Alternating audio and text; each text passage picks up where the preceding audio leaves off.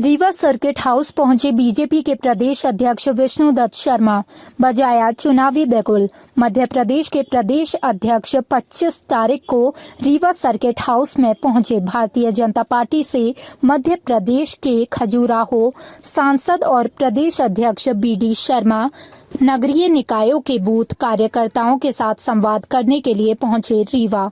जगह जगह बूथ कार्यकर्ताओं द्वारा प्रदेश अध्यक्ष और खजुराहो सांसद का गजमाला और पुष्प वर्षा के साथ स्वागत किया गया। राजेश मिश्रा की रिपोर्ट। बारे में, इस क्षेत्र के विकास के बारे में क्या क्या काम नहीं हुआ है।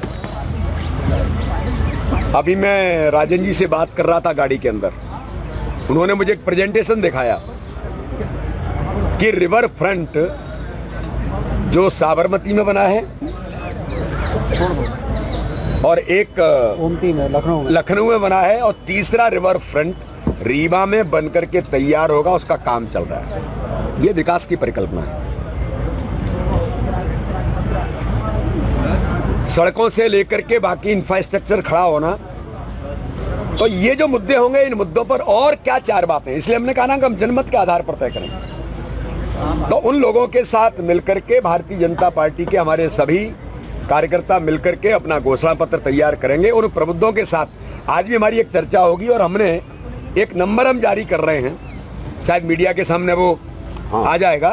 उसमें ईमेल ID और व्हाट्सएप नंबर, उस पर भी आप भी सुझाव दे सकते हैं, प्रबुद्ध जन भी सुझाव दे सकते हैं, कोई भी नागरिक दे सकता है। और उन सुझावों को समाहित करने का प्रयास हम अपने उस डिक्लेरेशन में करेंगे कि आगामी रीवा का दृश्य ऐसा होगा।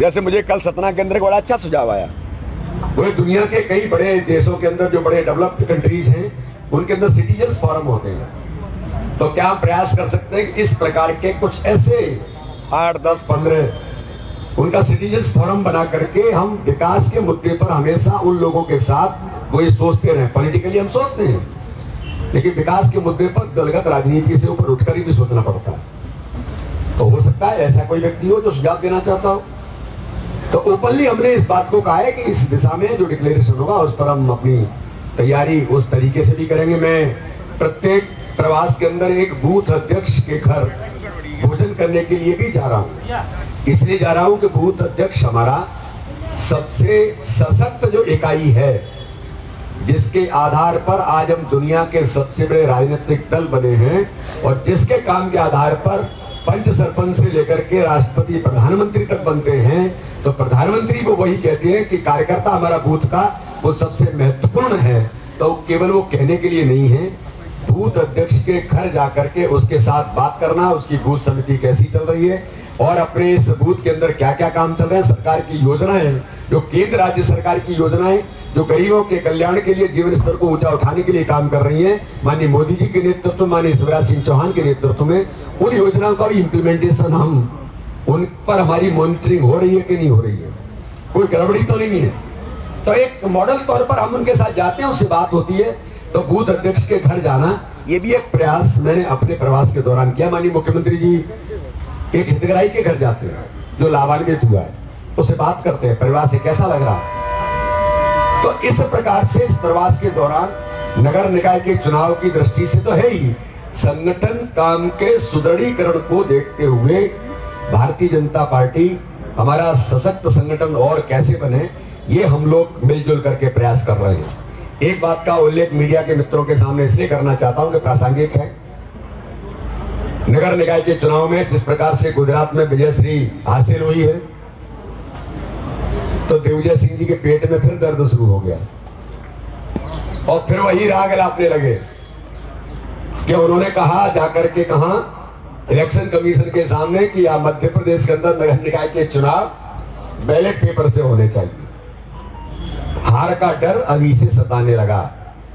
अगर छत्तीसगढ़ में जीतते हैं, राजस्थान में अगर उनकी सरकार बनती है तो EVM अच्छी है, और अगर चुनाव हारने लगे तो ठीकरा फोड़ने के लिए, बहाना लेने के लिए, जाकर के अपने अस्तित्व को प्रासंगिक बनाने के लिए चुनाव आयोग के सामने खड़े हो गए। लेकिन कमलनाथ वहां से भी गायब थे। कमलनाथ अप्रासंगिक वैसे ही हो गए हैं। नेता प्रतिपक्ष, वो कांग्रेस के अध्यक्ष भी हैं, लेकिन दिग्विजय सिंह कल वहां पहुंचे और अभी कल परसों के दिन कमलनाथ जी ने कांग्रेस की बैठक में कहा, मैं आपको इसलिए इस बात का उल्लेख कर रहा हूं कि जिस बूथ और कार्यकर्ता के सशक्तिकरण के लिए हम अपने इस प्रवास के दौरान, हमारा तो रूटीन है, हमारी पद्धति है जिस पर हम लोग काम करते हैं, तो कमलनाथ जी ने चुनाव से पहले कहा था जब बाई इलेक्शन हो रहे थे कि अपना टारगेट भारतीय जनता पार्टी का संगठन है। तब मैंने कहा था कमलनाथ जी जरा अपना कांग्रेस का और अपने नेताओं का जिनके तनखैया हो, आप उस परिवार के तनखैया होने के साथ आप जो उन्होंने कहा था जनसंघ के लिए कि मैं जनसंघ को खत्म कर दूंगा, नेहरू जी ने, तब उस समय डॉक्टर श्यामा प्रसाद मुखर्जी ने कहा था कि नेहरू जी जनसंघ खत्म होगा कि नहीं होगा मुझे पता नहीं, लेकिन मैं एक बात जरूर कहता हूं कि इस देश के अंदर जिसके दिमाग में विचार आया है जनसंघ को खत्म करने का, उस विचार को इस देश से मैं समाप्त कर दूंगा। और आज वो विचार समाप्त हो रहा है।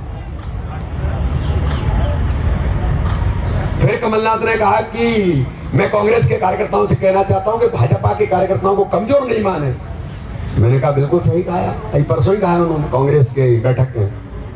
मैंने कहा कमलनाथ जी कम से कम आपको इतना याद तो आ गया कि भाजपा का कार्यकर्ता कितना ताकतवर है, कितना समझदार है, कितना मेहनती है, कि जिनके साथ वो 24 घंटे पहले लड़ाई करता था, जब वो भारतीय जनता पार्टी में आकर के मध्य प्रदेश को बचाने के लिए भाजपा की सरकार बनाते हैं, तो उनको जिताने के लिए वही भाजपा का कार्यकर्ता, वही बूथ का कार्यकर्ता पॉलिटिकल सूझबूझ के साथ अपने नेतृत्व के लिए हुए निर्णय पर भारतीय जनता पार्टी की सरकार को स्थिरता देने के लिए प्रचंड बहुमत से उपचुनावों में अपनी मेहनत के आधार पर चुनाव जीतता है।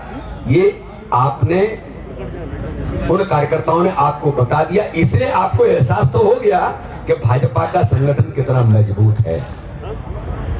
वीडियोस देखने के लिए सब्सक्राइब करें HBN न्यूज, बेल आइकन दबाकर लेटेस्ट नोटिफिकेशन पाएं।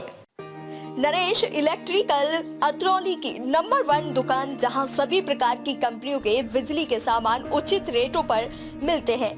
पता उत्सव विहार के पास, अलीगढ़ रोड, अतरौली। संपर्क करने के लिए कॉल करें 8077697057 8273150313 पर।